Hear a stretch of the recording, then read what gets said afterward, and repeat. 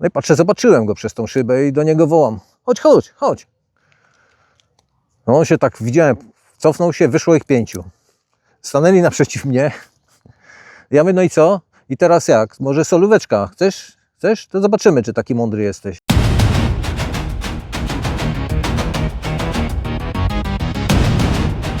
Zapraszamy na trening. Damy czadu dzisiaj. Witam. Spowiedź mistrza, część kolejna. No mógłbym to nazwać, nie wiem, czy miałem więcej szczęścia, czy więcej rozumu. Bowiem, jeżeli zobaczę, jak to będzie trwało, to może z 3 historie. Bo ja już tu kiedyś mówiłem o czymś takim, że młodzi ludzie dopiero, że mózg człowieka, mężczyzny, dopiero w wieku 24-25 lat, czasem później, dopiero zaczyna przetwarzać pewne dane, zaczyna analizować, zaczyna wybiegać do przodu. Dlatego my młodzi, byliśmy młodzi, robiliśmy dużo głupot, dużo rzeczy takich, można by powiedzieć, nielogicznych. Powiem taką historię. Właśnie byłem chyba, nie wiem ile miałem, 23, może 24 lata. Na 3 maja w Katowicach, zaraz przy Skarbku, był kiedyś taki mały Pewex. I ja tam zaszedłem, coś tam chciałem kupić. No i tam zawsze był taki, dużo ludzi było, tłum, przy kasie się to wszystko, wszystko się tam kłębiło. No i byli tam ci właśnie nasi, że tak powiem, nasza mniejszość narodowa, nie? Ich tam było paru. No ja tak spojrzałem na tego jednego gościa, a on do mnie: to się tak kolega patrzy, niech się tak nie patrzy. No ja mówię: co, nie pasuje coś? No to tak głupota, nie? Małolacka. Mówię: nie pasuje coś? Jak chcesz, to wyjdziemy. Mówię: może pogadamy inaczej. Zaraz zobaczysz, wyjdzie, zobaczysz. Dobra. Ja kupiłem swoje. I taki ambitny młody, wyszedłem i chodzę koło tego Peweksu, nie? Taki cały oszklony. Chodzę w jedną, w drugą stronę, ale nikt nie wychodzi. No i patrzę, zobaczyłem go przez tą szybę i do niego wołam: chodź, chodź, chodź. No on się tak, widziałem, cofnął się, wyszło ich 5. Stanęli naprzeciw mnie.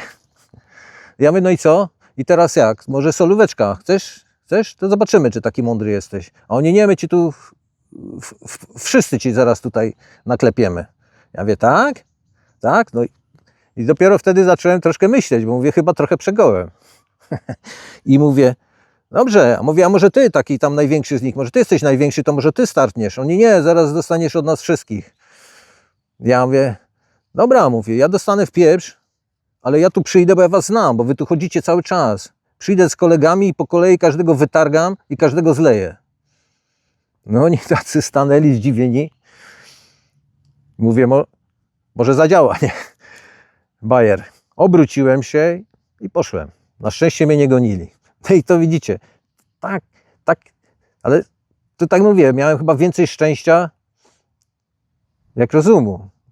No ale też szybko zadziałałem, rozum mi wrócił, wymyśliłem jakąś dziwną historię, no i zadziałało. Może jakbym dostał w pieprz, pewnie bym ich znalazł później z kolegami, pewnie by tak było. Dobra, druga taka opowieść.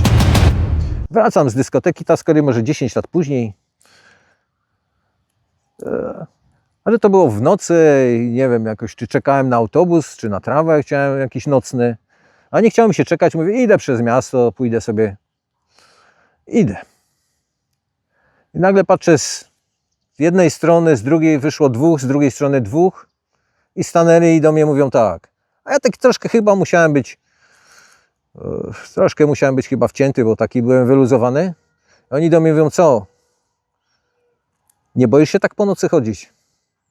Ja się zacząłem śmiać i mówię do nich: a wy się nie boicie? Mówię: bo ja się nie boję. I patrzą i no, całe szczęście, jakieś auto jechało i titnął. Nie wiem, czy to może jakiś policjant jechał, czy może jakiś ich znajomy titnął. I oni tak patrzą na mnie, mówię: znasz go? Titnął i ja machłem ręką. Oni mówią: znasz go? Ja mówię: ja tu wszystkich znam.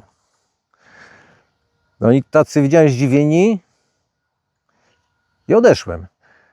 Ale szczęście mnie nie gonili, tylko widziałem, że z boku już jeden się tak przybliżał, tak lekko z tyłu i zaciskał pięści, miał taki. I w takich sytuacjach ulicznych to jest tak, że zazwyczaj największym bandytą jest ten najmniejszy. On był najmniejszy, taki krępy. Pewnie jakby mnie z boku wpalnął. Ja to mówię, bardziej się bójmy tych małych skurwieli niż takich dużych chłopów. Bo duży to się zazwyczaj wszyscy go boją, on się nigdy nie bije. I tak to wygląda. Dobra. To trzecią historię zostawię na następny, bo taka śmieszna. Ale tak jak widzicie, jak to poszło. Czy miałem tu więcej szczęścia, czy więcej rozumu. Potrafiłem to jakoś rozegrać.